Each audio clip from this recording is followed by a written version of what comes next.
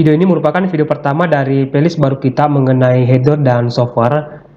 Dan target yang akan kita capai di playlist ini adalah merakit komputer, menginstal software, memahami konsep dual boot, dan menangani masalah umum yang terjadi pada komputer. Nah, tapi sebelum itu, ada beberapa video yang mungkin akan menjadi pemahaman dasar sebelum kita sampai ke semua materi tersebut. Jadi buat teman-teman yang ingin mengikuti playlist ini, khususnya yang ingin belajar merakit komputer, menginstal software, silakan merapat dan kita akan belajarnya secara pelan-pelan, ya. Dan materi pertama kita pada playlist ini yaitu mengenai sistem komputer. Nah, agar komputer bisa digunakan untuk mengolah data, maka harus berbentuk sistem komputer, agar data tersebut itu bisa menghasilkan informasi. Nah, elemen dari sistem komputer itu ada 3. Pertama ada yang namanya header, lalu ada yang namanya software, lalu ada yang namanya brainware. Nah, ketiga ini merupakan elemen dari sistem komputer.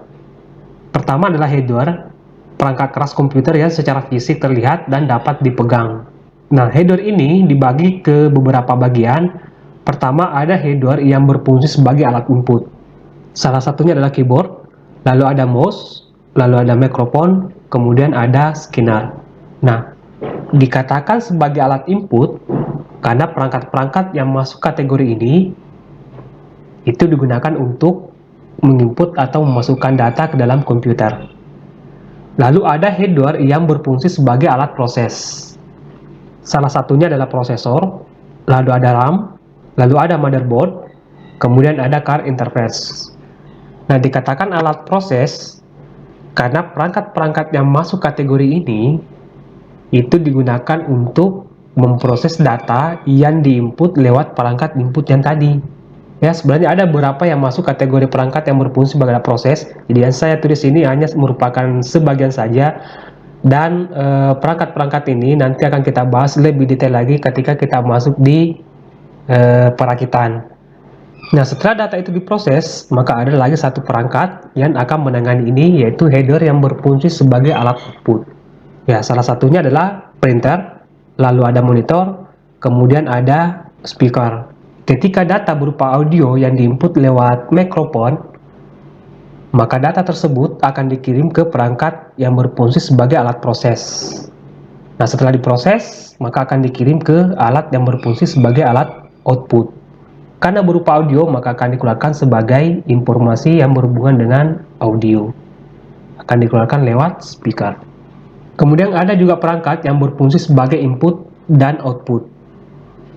Jadi perangkat ini, selain dia bisa digunakan untuk perangkat input, dia juga bisa digunakan untuk perangkat output.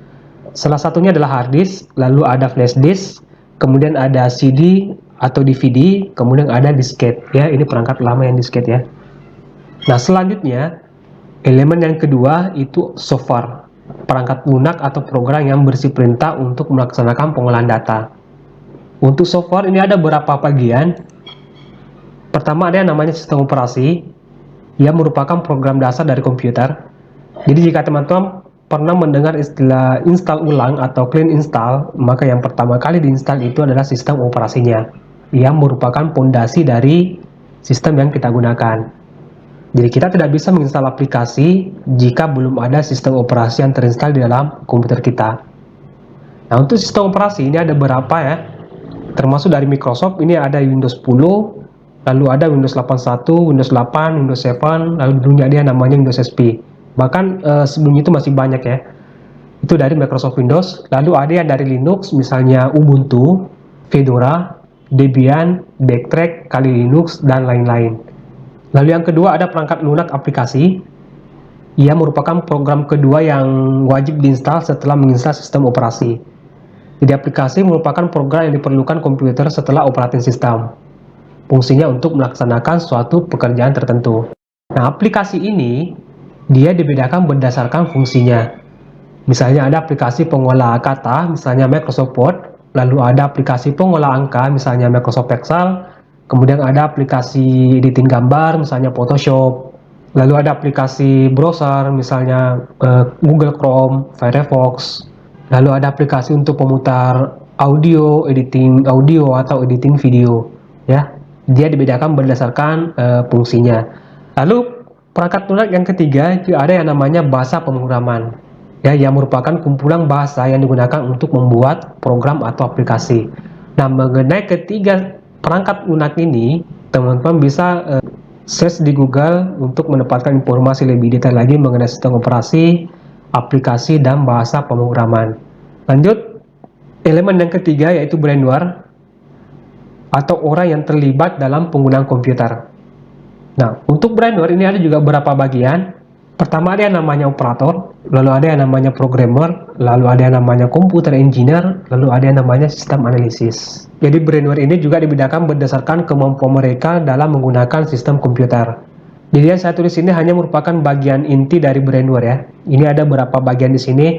Misalnya operator ini bisa saja bertindak sebagai desain, editing video, editing gambar misalnya ya. Lalu ada computer engineer, ini bisa saja jadi teknisi laptop atau teknisi jaringan ya, dan lain-lain ya. Mengenai brainware, teman-teman bisa browsing lebih detail lagi mengenai pengguna dalam komputer ya. Nah, sekarang saya mau bertanya, di antara keempat pengguna komputer ini, kira-kira Anda masuk ke nomor berapa? Apakah operator, programmer, computer engineer, atau sistem analisis? Ya, jawabannya saya tunggu di kolom komentar di bawah video ini. Jadi, ketiga ini merupakan elemen dari sistem komputer yang harus saling berhubungan dan membentuk satu kesatuan. Hardware tanpa adanya software, maka tidak akan berfungsi sebagaimana mestinya. Hanya berupa benda mati saja, dan sedangkan hardware yang sudah didukung oleh software juga tidak akan berfungsi jika tidak ada brainware atau orang yang mengoperasikan perangkat tersebut. Baik, saya rasa cukup untuk video kali ini. Semoga bermanfaat dan sampai jumpa di video berikutnya. Ini video pertama mengenai pengenalan perangkat yang akan kita rakit. Jadi sebelum merakit ada baiknya kita mengenal perangkat-perangkat yang akan kita rakit beserta dengan fungsinya. Agar ketika terjadi error atau kesalahan setelah merakit, kita lebih mudah menangani kesalahan tersebut.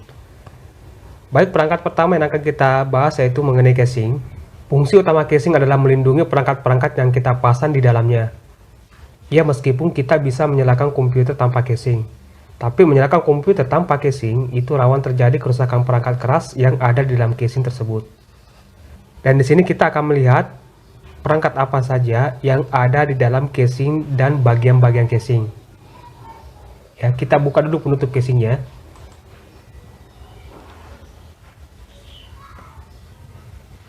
Nah, di sini kita bisa melihat perangkat-perangkat yang ada di dalam casing. Nah, casing selain melindungi perangkat-perangkat yang ada di dalamnya, casing juga memiliki bagian-bagian. Ya, bagian pertama ada tempat untuk meletakkan atau memasang power supply. Lalu ada tempat untuk memasang CD atau DVD room. Kemudian ada tempat untuk memasang hard disk. Kemudian ada juga tempat untuk memasang floppy drive. Dan ada tempat yang disediakan untuk memasang motherboard. Nah, pada bagian motherboard di sini ada beberapa perangkat yang terhubung, termasuk heatsink, ya, pendingin dari prosesor, lalu ada memori RAM, kemudian ada card ekspansi, ya, yang merupakan card tambahan, termasuk video card, LAN card, dan lain-lain. Ya, jadi semua operasi perangkat keras yang ada dalam casing itu dilakukan di atas motherboard. Dan di sini juga ada beberapa kabel yang terhubung ke motherboard. Ada kabel patah yang koneksinya dari motherboard ke CD atau DVD room, atau biasa juga larinya ke hard disk, khusus hard disk patah. Kemudian ada kabel SATA yang biasanya kita gunakan untuk koneksi motherboard ke hard disk yang memiliki konektor SATA. Ya, jadi itu nama-nama perangkat yang ada di dalam casing beserta bagian-bagian casing. Selanjutnya di bagian depan casing yang biasanya kita sebut dengan phone panel, di sini ada beberapa bagian. Pertama ada tombol power, tombol reset, power LED, dan HDD LED. Dan ada port USB dan port audio, dan masing-masing ini kita hubungkan nanti ke motherboard menggunakan kabel ya. Satu kabel audio dan satu kabel USB nanti kita hubungkan ke motherboard. Kemudian ada 4 kabel yang mewakili tombol power, tombol reset, lampu power, dan lampu hard disk ya. Jadi masing-masing kabel ini juga nanti kita hubungkan ke motherboard. Nah, untuk cara pemasangannya nanti saya buatkan video khusus mengenai cara pemasangan pom panel nanti setelah selesai merakit. Baik, saya rasa cukup untuk video kali ini mengenai casing. Semoga bermanfaat dan sampai jumpa di video berikutnya. Perangkat selanjutnya yang akan kita bahas adalah power supply.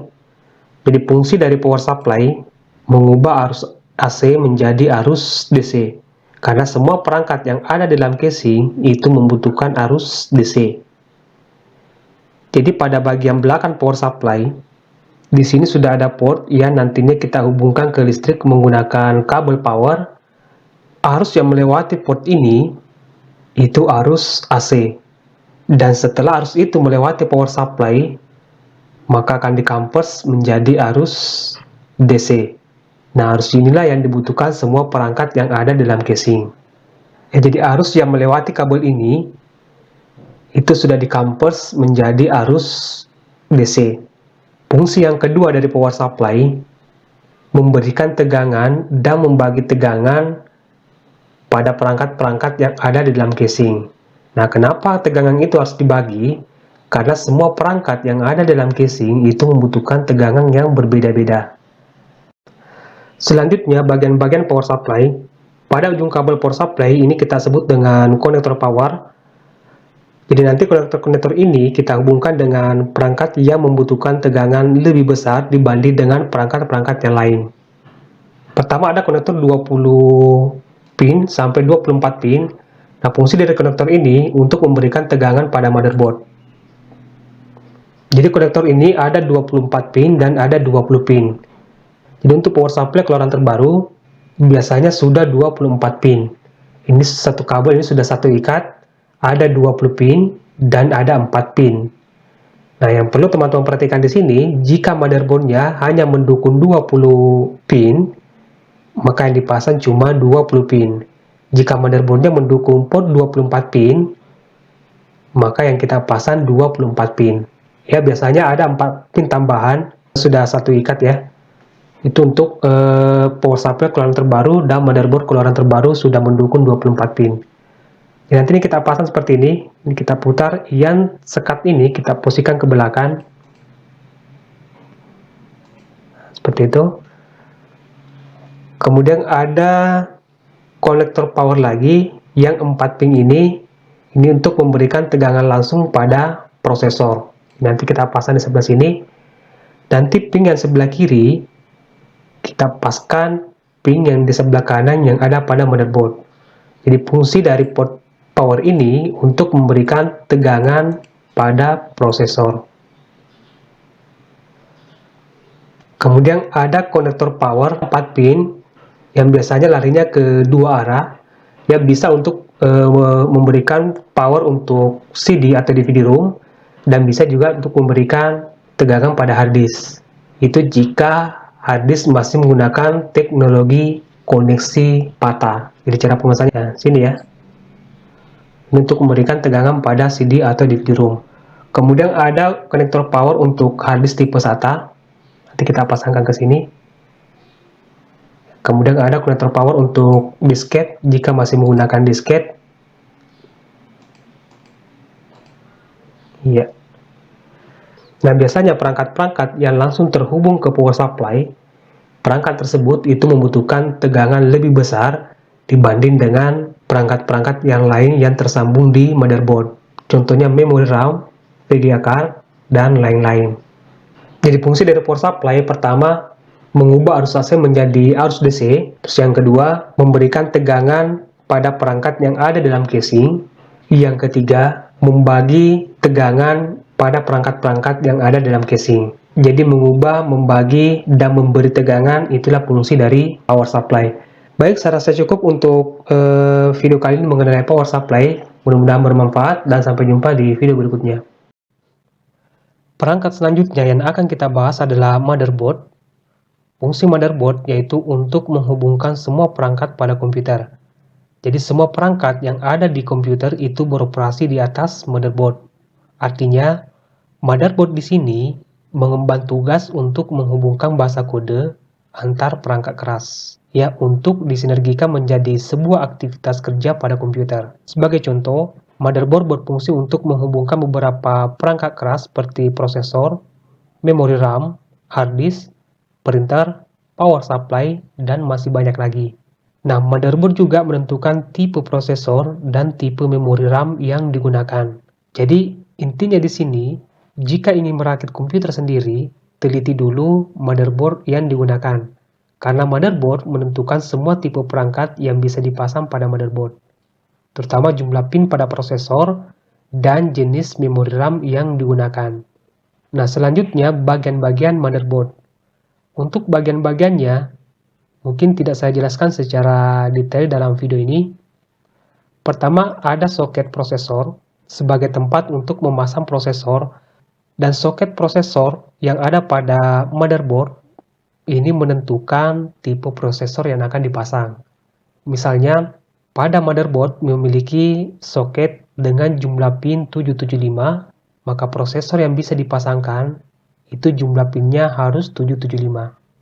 Kemudian di sini ada slot untuk memori RAM yang digunakan untuk memasang memori RAM, dan ini juga menentukan jenis memori RAM yang digunakan. Misalnya slot memori pada suatu motherboard hanya mendukung DDR3, maka kita hanya bisa memasang memori dengan jenis DDR3.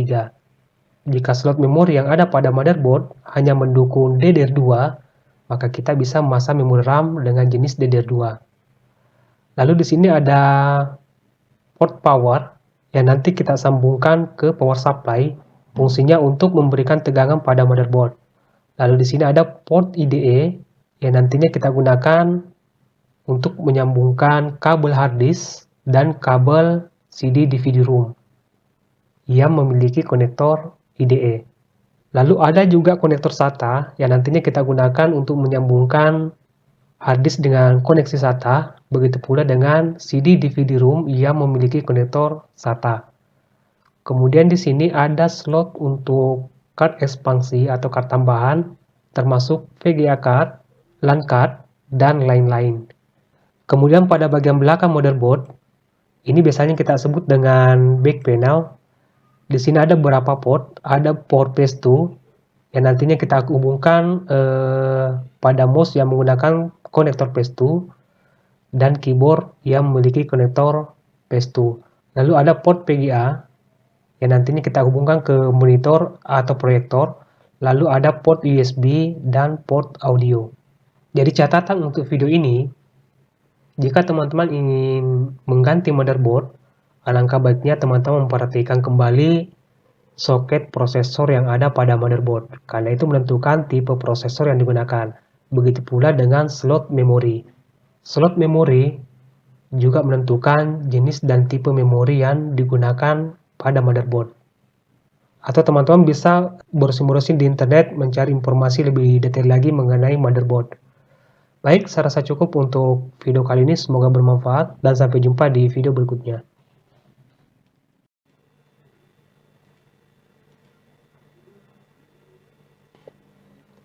Perangkat selanjutnya yang akan kita bahas adalah hard disk. Hard disk yang merupakan media atau tempat penyimpanan data yang bersifat permanen dan berkapasitas lebih besar jika dibandingkan dengan media penyimpanan data yang lain. Selain itu, hard disk juga sebagai tempat untuk menginstal software yang terdiri dari operating system dan aplikasi. Sederhananya seperti ini. Jika kalian pernah membuat folder, menghapus folder, dan membuka aplikasi, itu berarti kalian melakukan operasi pada hard disk, yang di dalamnya itu sudah terinstall sistem operasi. Dan banyaknya data yang bisa ditampung hard disk, itu berdasarkan kapasitasnya. Nah, kapasitas hard disk itu berbeda-beda, mulai dari 40 GB, 80 GB, 160 GB, 320 GB, 500 GB, 1 TB, dan seterusnya. Semakin besar kapasitas hard disk, maka semakin besar data yang bisa kita simpan di dalam hard disk tersebut. Dan di sini sudah ada dua port yang nantinya kita sambungkan menggunakan kabel. Satu port yang disambungkan langsung dari power supply untuk memberikan tegangan pada hard disk.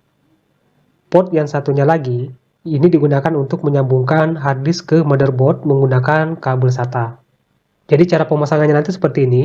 Untuk hard disk yang menggunakan teknologi konektor SATA, kita menggunakan kabel SATA untuk menyambungkan ke motherboard. Ya, kita menggunakan kabel ini. Kemudian kita cari port SATA yang ada pada motherboard, kita pasang seperti ini. Kemudian yang ujung satunya kita pasang ke hard disk.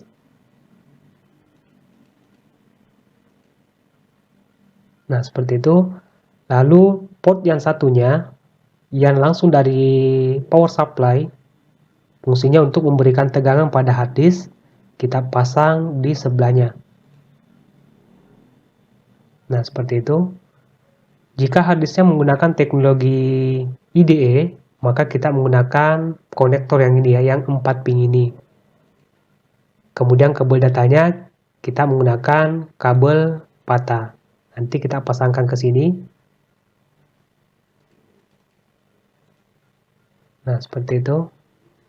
Karena hard disknya menggunakan teknologi SATA untuk portnya, maka kita menggunakan kabel SATA. Jika nanti hard disknya IDE, kita menggunakan kabel ini, kemudian kita pasangkan di hard disk. Salah satunya di sini, CD DVD-ROM ini masih menggunakan konektor IDE. Maka kabel ini kita pasangkan ke sini.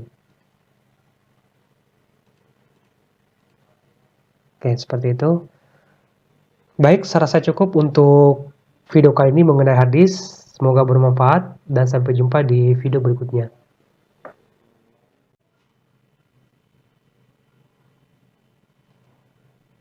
Perangkat selanjutnya yang akan kita bahas adalah memori RAM atau Random Access Memory.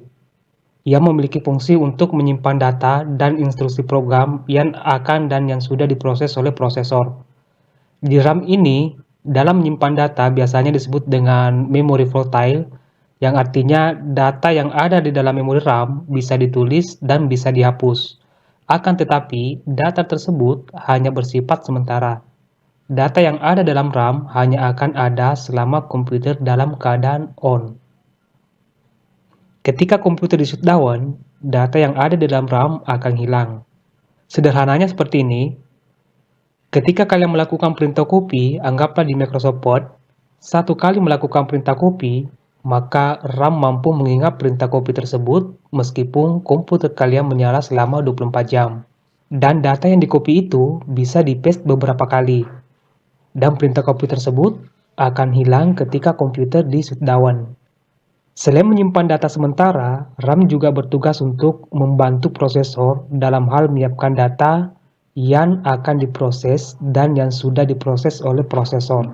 Setiap kali kita membuka aplikasi di komputer, maka aplikasi tersebut akan dikirim ke RAM untuk diproses oleh prosesor. Semakin banyak aplikasi yang dijalankan dalam waktu yang bersamaan, maka beban RAM semakin bertambah dan mungkin saja komputer kita akan lambat loading. Dan karena hal inilah, kita juga membutuhkan RAM yang memiliki kapasitas lebih tinggi. Nah, untuk komputer saat ini, kapasitas RAM diukur dalam satuan gigabyte. Mulai 1 GB, 2 GB, 4 GB, 8 GB, dan seterusnya. Dan sistem kapasitas RAM ini itu kelipatan 2 kali. Nah, tapi yang namanya sistem, khususnya dalam komputasi digital, RAM yang berkapasitas lebih tinggi tidak menutup kemungkinan komputer kita lebih cepat dalam memproses data. Misalnya, komputer yang kita gunakan menggunakan prosesor 2 core, kemudian dipasangkan memori RAM 8 GB, sementara sistem operasi yang kita gunakan masih 32 bit. Hal ini tidak mempengaruhi komputer kita dalam hal kecepatan dalam memproses data. Kenapa? Karena sistem operasi 32 bit hanya mampu membaca memori 1 GB sampai 4 GB. Itu pun yang terbaca cuma 3 GB lebih. Nah, inilah yang disebut dengan pemborosan perangkat keras. Jika ingin maksimal, gunakan sistem operasi 64 bit, Dan hal ini juga membuktikan bahwa komputer bukan hanya sekedar alat elektronik, tapi merupakan sebuah sistem yang saling mendukung dalam memproses data untuk dijadikan informasi. Nah, untuk pemasangan memori RAM pada motherboard, di sini sudah disediakan slot untuk memasang memori RAM. Nah, untuk jumlah slotnya, tiap-tiap motherboard mungkin saja jumlah slotnya berbeda-beda. Ada yang mendukung 2 slot, dan ada yang mendukung sampai 4 slot. Nah, untuk pemasangan nanti seperti ini, kita tarik memori RAM-nya.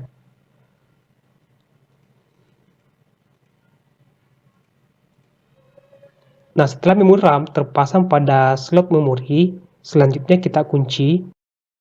Nah, seperti itu.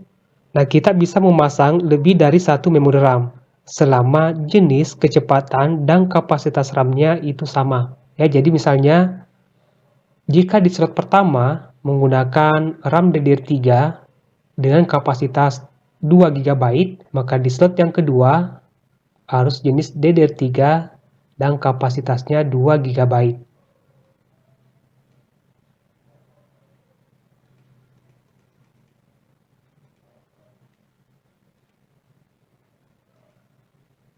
Jadi kita bisa memasang lebih dari satu memori RAM pada motherboard. Ya, tergantung berapa slot memori RAM yang disediakan oleh motherboard tersebut. Dan yang paling penting, jika ingin menggunakan lebih dari satu memori RAM, ini kapasitasnya harus sama. Misalnya di slot pertama menggunakan 2 GB, maka di slot yang kedua harus 2 GB. Itu pun kecepatannya juga harus sama. Dan perhatikan juga sistem operasi yang digunakan. Jika masih menggunakan sistem operasi 32 bit, maka batas RAM yang bisa dipakai itu cuma 4 GB. Itu pun jika menggunakan 30 bit, menggunakan RAM 4 GB yang terbaca cuma 3 GB lebih. Nah, jika ingin maksimal, gunakan sistem operasi 64 bit, kita bisa menggunakan RAM 4 GB ke atas. Baik, begitu mungkin untuk video kali ini mengenai memori RAM. Semoga bermanfaat dan sampai jumpa di video berikutnya. Perangkat selanjutnya yang akan kita bahas di video ini adalah prosesor. Prosesor yang merupakan IC untuk mengontrol keseluruhan jalannya sebuah sistem komputer, dan digunakan sebagai pusat atau otak dari komputer yang berfungsi untuk melakukan perhitungan dan menjalankan tugas. Prosesor terletak pada soket yang telah disediakan pada motherboard dan dapat diganti dengan prosesor yang lain, asalkan sesuai dengan soket yang ada pada motherboard. Nah, salah satu yang sangat besar pengaruhnya terhadap kecepatan dan kinerja komputer tergantung dari jenis dan kapasitas prosesor. Nah, selanjutnya, bagian-bagian prosesor. Bagian pertama, ada yang disebut dengan Arithmetic Logical Unit, yang merupakan pusat untuk menghitung operasi aritmatika dan logika. Nah, fungsinya untuk menjalankan semua perintah yang harus dilaksanakan oleh komputer. Nah, bagian yang kedua, ada yang disebut dengan Control Unit, yang merupakan bagian yang menjadi pengatur semua lalu lintas data dan perhitungan yang dilakukan oleh prosesor. Nah, dengan adanya control unit, semua perhitungan dan eksekusi yang harus dijalankan dapat dilakukan secara berurutan tanpa adanya tumpang tindih antar satu perintah dengan perintah yang lain yang diinput oleh user. Bagian yang ketiga, ada yang disebut memory unit atau register, yang merupakan unit pendukung di mana semua perintah yang sering digunakan oleh prosesor akan disimpan sementara di bagian ini. Dengan adanya memory unit, prosesor tidak lagi memanggil perintah yang sama ke bagian yang lain. Dengan demikian, waktu yang digunakan untuk menjalankan perintah-perintah tersebut dapat dipersingkat, dan hal inilah yang mempengaruhi kinerja kecepatan sebuah prosesor dalam mengeksekusi sebuah perintah. Nah, untuk cara pemasangannya, pada bagian prosesor, di sini ada gambar sudut segitiga yang terletak pada sudut prosesor. Nanti segitiga ini kita paskan segitiga yang ada pada soket prosesor yang ada pada motherboard. Ya, nanti posisinya seperti ini, lalu kita pasang segitiga ini harus pas dengan segitiga ini yang ada pada soket prosesor. Nah, seperti itu. Dan yang paling penting, jumlah pin yang ada pada prosesor harus sama dengan jumlah pin yang ada pada motherboard. Begitu pula suhu prosesor harus tetap terjaga. Panas yang berlebihan yang dihasilkan oleh prosesor akan mempengaruhi kinerja komputer. Mungkin saja setelah 5 menit komputer dinyalakan, komputer shutdown sendiri, bahkan tidak sampai 5 menit. Kemudian kita tutup, lalu kita kunci. Selanjutnya kita kasih pasta, ini untuk menjaga suhu prosesor. Nah, di sini ada satu perangkat yang berfungsi untuk menyerap panas yang dihasilkan oleh prosesor, ya, namanya heatsink. Nah, secara teknik, semakin luas permukaan perpindahan panas sebuah benda, maka akan semakin cepat proses pendinginan benda tersebut. Jadi nanti heatsink ini kita pasang di atas prosesor, kemudian kita kunci. Lalu di sini ada kabel yang menghubungkan kipas ini ke motherboard, jumlah pinnya ada 4. Kita pasang seperti ini. Nah, selanjutnya teman-teman bisa mencari informasi lebih detail lagi mengenai prosesor, termasuk jenis prosesor dan tipe prosesor. Jadi apa yang kita bahas di video ini hanya merupakan pengenalan perangkat yang akan kita rakit dan tidak dijelaskan secara detail. Baik, saya rasa cukup untuk video kali ini, semoga bermanfaat dan sampai jumpa di video berikutnya. Perangkat selanjutnya yang akan kita bahas di video ini adalah card interface atau kartu ekspansi, yang merupakan komponen tambahan yang terpasang pada komputer, yang berfungsi untuk menambahkan performance pada komputer atau menambah fungsionalitas dari komputer itu sendiri. Baik, sebelum membahas tentang kartu ekspansi, ada baiknya kita tahu bahwa beberapa komponen atau perangkat komputer ada yang disebut dengan onboard dan ada yang disebut dengan add-on atau discrete. Nah, perangkat komputer disebut onboard jika rangkaiannya sudah terdapat pada motherboard atau sudah tertanam di motherboard. Beberapa perangkat yang dimaksud antara lain VGA card, sound card, LAN card, USB card, dan lain-lain. Saat membeli motherboard, umumnya perangkat-perangkat tersebut itu sudah tersedia. Perangkat ini bisa kita lihat pada motherboard di bagian back panel motherboard. Tapi jika tidak ingin menggunakan perangkat-perangkat onboard ini, misalnya karena kinerjanya yang pas-pasan, kita bisa menggantikannya dengan menambahkan perangkat dengan fungsi yang sama, tapi dibeli secara terpisah. Nah, perangkat inilah yang disebut sebagai add-on atau discrete, di mana perangkat-perangkat ini bisa dicabut dan bisa dipasang kembali. Nah, fungsinya tiada lain hanya untuk menambah performance komputer atau menambah kinerja komputer itu sendiri. Nah, perangkat ini umumnya berbentuk kartu ekspansi. Kartu ekspansi ini nantinya dipasang pada slot ekspansi yang ada pada motherboard, seperti slot AGP, slot PCI, PCI Express 16 kali, dan slot ekspansi yang lain. Jadi nanti kartu ekspansi ini akan dipasang di slot-slot ini. Nah, berikut beberapa kartu ekspansi yang banyak digunakan. Pertama, ada VGA card, yang biasanya digunakan ketika kita ingin menambahkan kinerja komputer kita dalam hal grafik. Ya, misalnya jika teman-teman hobi main game, agar pergerakan game yang kita mainkan itu semakin halus, maka gunakan VGA card tambahan yang lebih cepat dibanding dengan VGA onboard yang ada pada motherboard. Ya, jadi umumnya ketika kita menggunakan card ekspansi, tiada lain hanya untuk meningkatkan kinerja komputer yang kita gunakan, atau perangkat onboard pada motherboard itu sudah rusak. Lalu ada LAN card yang berfungsi untuk menyambungkan komputer kita dalam jaringan LAN. Ya, jadi ada beberapa yang termasuk card ekspansi ya. Selain VGA dan LAN card, ada juga sound card, kemudian ada USB card, modem internal, dan TV tuner internal. Nah, untuk cara pemasangannya, VGA card nanti kita pasang di sini di slot AGP, kemudian kita baut. Begitu pula dengan LAN card, kita pasang di slot ekspansi yang sudah ada pada motherboard, kemudian kita screw. Lalu ada juga perangkat wireless, kita pasang di slot ekspansi, kemudian kita screw.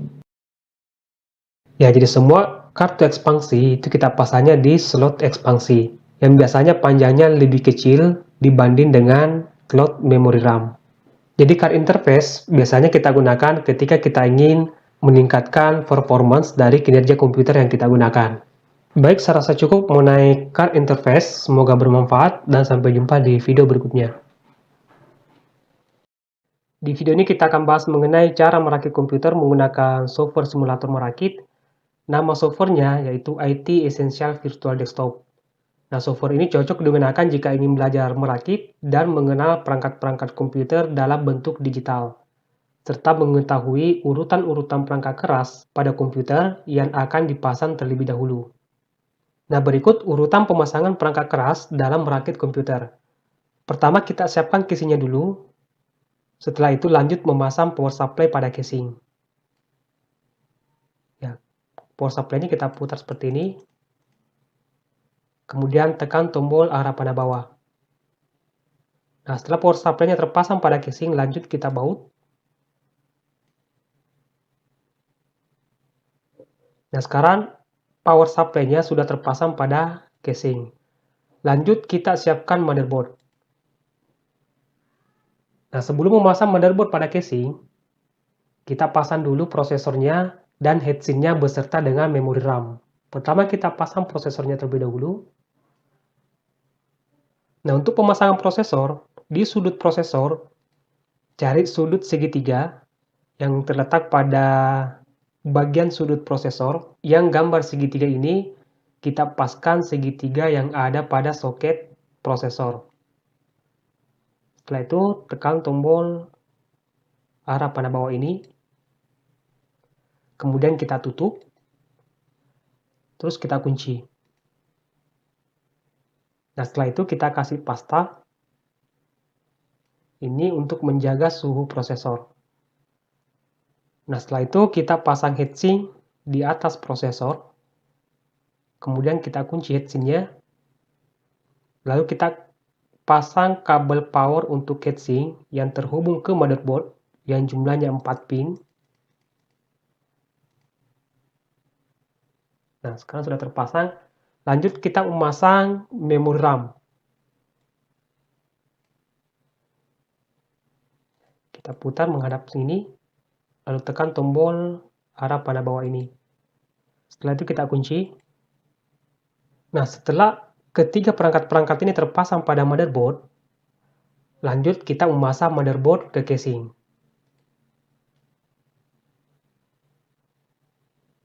Nah, untuk pemasangan motherboard, sesuaikan back panel yang ada pada motherboard dengan back panel yang ada pada casing.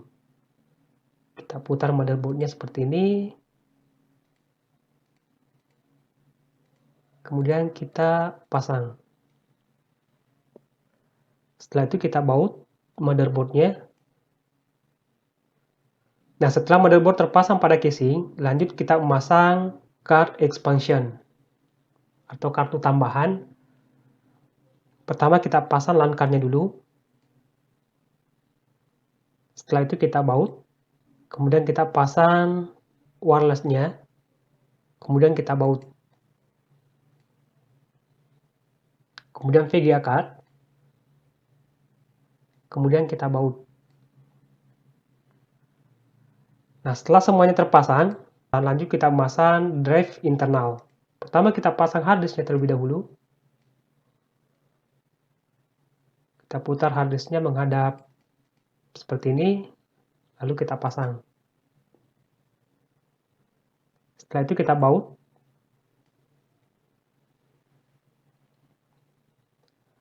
Lanjut pasang drive atau CD DVD room.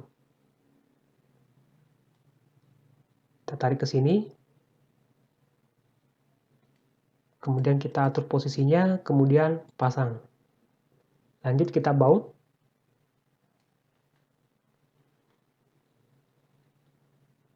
Setelah itu kita pasang floppy drive jika masih menggunakan floppy drive.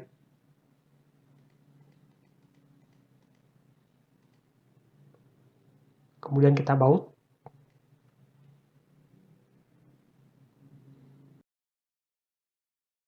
Nah, setelah itu lanjut kita pasang kabel internal.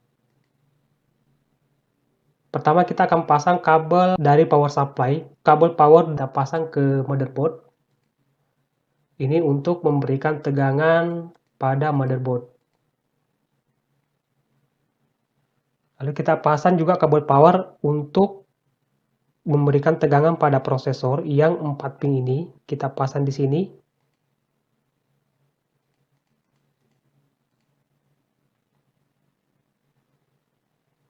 Kemudian kita pasang kabel power untuk CD atau DVD-ROM yang 4 pin ini.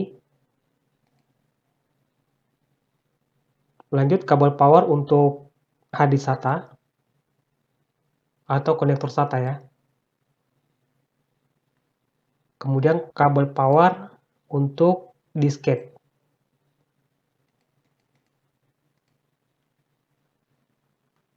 Jangan lupa kita pasang juga ini untuk kipas tambahan yang 4 pin atau 3 pin.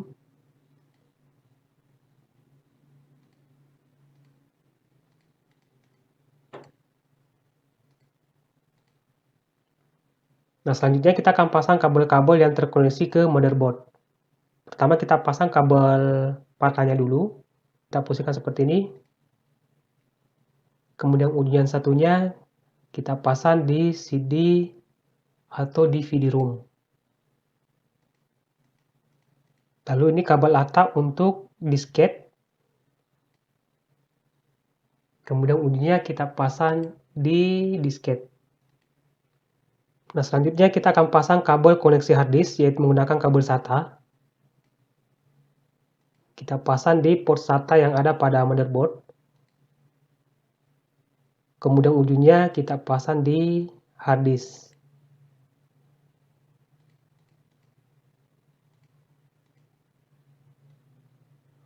Nah, untuk pemasangan kabel internal ini sudah selesai. Lanjut kita pasang kabel eksternal. Nah, sebelum memasang kabel eksternal, kita tutup casingnya terlebih dahulu. Kemudian kita baut casingnya.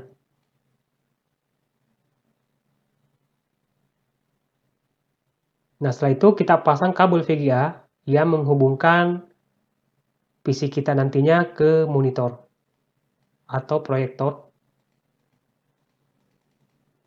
Kemudian kita pasang keyboard. Ini masih menggunakan teknologi konektor PS2. Kemudian pasang mouse. Ini masih menggunakan konektor teknologi PS2.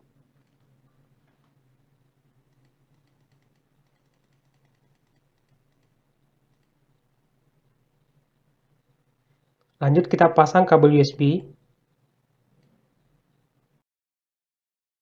Lalu kita pasang kabel LAN. Ya, jika komputer kalian nanti terhubung dengan jaringan LAN. Kalau tidak, ini tidak mesti harus dipasang. Lalu ada wireless juga. Terakhir, memasang kabel power. Nah, sekarang sudah selesai. Tinggal kita nyalakan jika sudah dirakit. Jadi begitu mungkin tentang urutan-urutan pemasangan perangkat keras dalam merakit komputer. Dan ini tentu bukanlah aturan baku yang mesti harus dilakukan. Ini hanya untuk mempermudah kita dalam merakit sebuah komputer. Baik, saya rasa cukup untuk video kali ini. Semoga bermanfaat dan sampai jumpa di video berikutnya.